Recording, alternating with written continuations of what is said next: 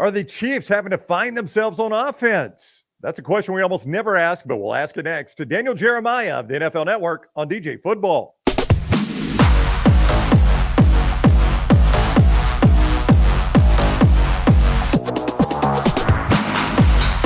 Welcome into DJ Football. He is the NFL Network's Daniel Jeremiah. I may be dressed as Coach Prime, but I'm just Ryan Brown. The show presented by MyBookie.ag, code next round. MyBookie.ag, code next round when you sign on and get that 110% sign-on bonus, free money. Bet anything, anytime, anywhere with MyBookie.ag. What's up, DJ? How are you today? I'm doing great. I'm just glad. And man, my first thought for Halloween this year is I was going to go as Tim McCarver, and that would have just made this a little uncomfortable. So I'm just glad. I'm glad to get that off. I can't get the water. Real classy, Ryan. Real classy.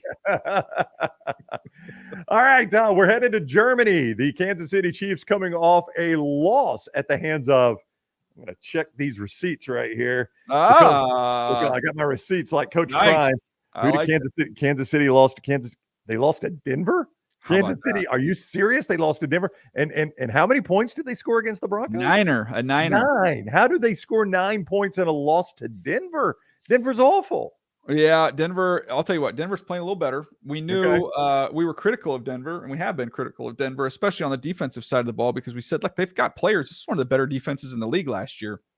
I understand you're going to have a little bit of a, adjustment here with Sean Payton offensively with Russell Wilson, and let's be patient on that side of the ball. But man, how are they this bad on defense? And now they're starting to play better. They're starting to figure it out. There's too much talent on that side of the ball for them to be that bad. So it shouldn't be a shock that the defense played well there. That being said, it's odd when you see a Chiefs offense, held below 10 points. And we can look at the factors. Mahomes has the flu. They have some drop passes. There's reasons for it. I think this is the second time they've played Denver in a month.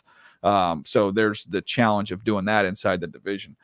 But I think there are some things, I haven't seen them up close and haven't studied them getting ready for the Chargers game, that are a little concerning, compared to where they've been previously. I'm never going to bet against Mahomes. I'm never going to bet against Andy Reid. They're going to figure this stuff out as they go along.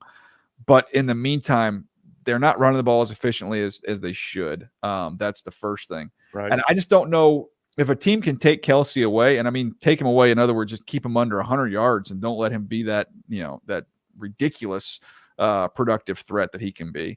I don't know where that next guy is. I just don't. I think they've got some interesting pieces there, but I don't feel confident of that number 2 guy, whether it, be any other position. So now you come off a loss on the road, and you've got what should be a home game. I mean, this should be them coming back to Arrowhead against Miami, and trying to find their footing a little bit and get back in comfortable confines, but you don't get to do that. No. Now you got to fly all the way to Frankfurt, Germany to play a game against Miami, which I know Miami's got to have the same flight. I get that.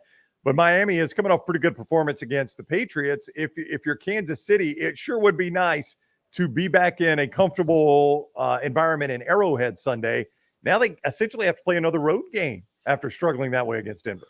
Yeah, I don't think Andy Reid got to make that decision. I don't think he would have been in favor of it. But look, this is one thing too, that anytime you've ever had a blip on the screen with these guys, with Mahomes, with Andy Reid, they usually respond really well. So when I talked about a second ago about them not having that second guy, it's like, okay, well, Sky Moore's been a little underwhelming. You've got MVS, who's kind of that vertical guy. They bring over Mecole Hardman. I honestly think, the run game with Pacheco has to be part of that. But I think Mahomes, I would look for him to be even a little more aggressive with his legs, Ryan. I've seen it so many times where he just breaks the back of a defense on third downs, taking off and making things happen. I think until that gets settled in, until they get a little more comfortable and confident, right. I think Justin Watson coming back healthy, that will be a big deal for them when they get him back in the lineup. But until then, to me, I think Mahomes using his legs a little bit more. I would not be surprised if you saw that in this game against Miami. So we'll talk about facing Vic Fangio, a guy that's seen Kansas City once or twice as a coach.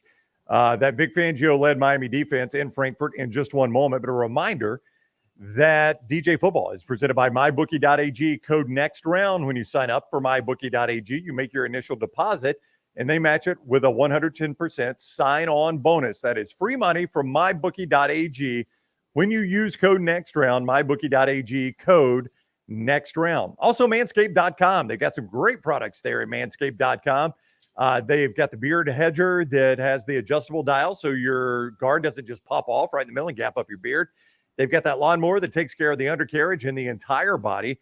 They've got the weed whacker that takes care of the nose hair and the ear hair, and now the handyman. It is compact, easy to travel with, and does a great job shaving your face there with Manscaped. Also, boxer shorts, great male body products, phenomenal selection at manscaped.com. And because you watch this show, you're getting a discount.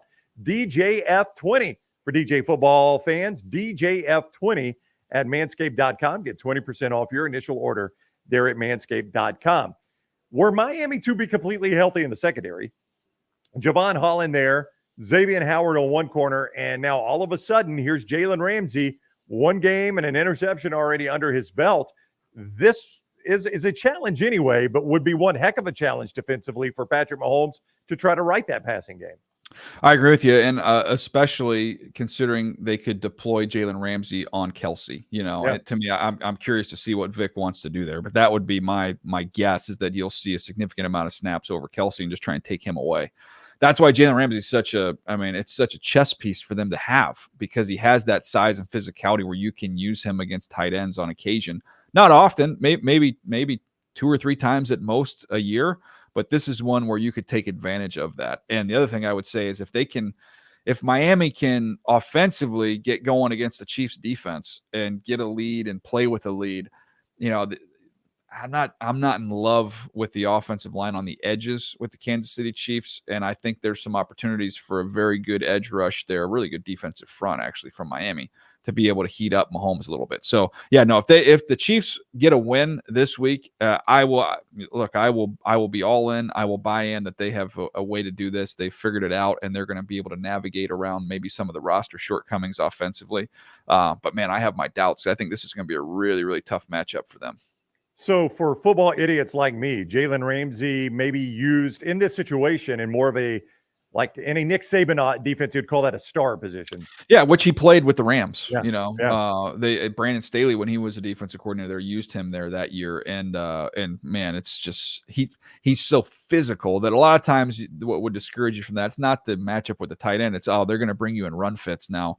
They're going to make you have to play the run. Well, he hits like a safety, like he's a big physical dude. So I think that's that's the whole point of having somebody like this, is to match up with somebody like Kelsey. And because he's been out, Miami's had to play Cater Kohu and Eli Apple and guys like that. So you got some guys that got some pretty good reps there. So it will be interesting to see. Vic Fangio, as I mentioned, this is a guy that has faced this team an awful lot in his time at Denver.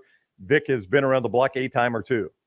No question. And you can look when you've coordinated defense as long as Vic has, you can look at any opponent, quarterback or opposing play caller, and you can pull out games and go, oh, he owns this guy. And you can pull out other games and go, oh, he's in big trouble.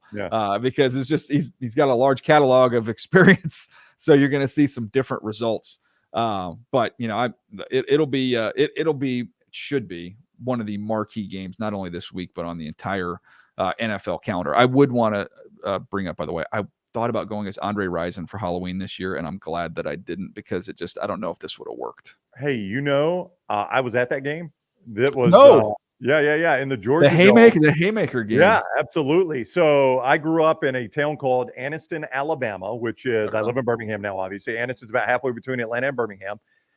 So me and a buddy got, I want to say that was 95, 96, somewhere in there. Mm-hmm. Is that right? Maybe? That sounds about right. Yeah. Okay. So me and a buddy get in the car. We have tickets. We're sitting like second row in the end zone. Oh, wow. And I mean, they're out at midfield, and early they drop gloves, and he and Andre Rison, Prime and Andre Rison, go at it.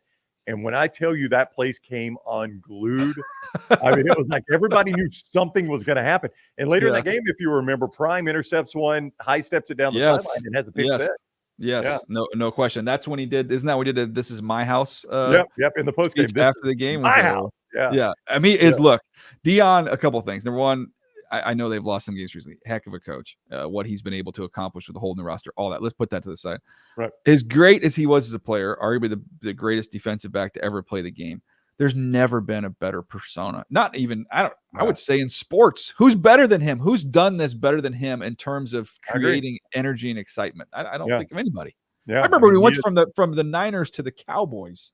How crazy that was. Yeah. Like he and Charles Haley are the only two people ever to do that, right? Yes. You go from Cowboys to Niners, Niners to Cowboys.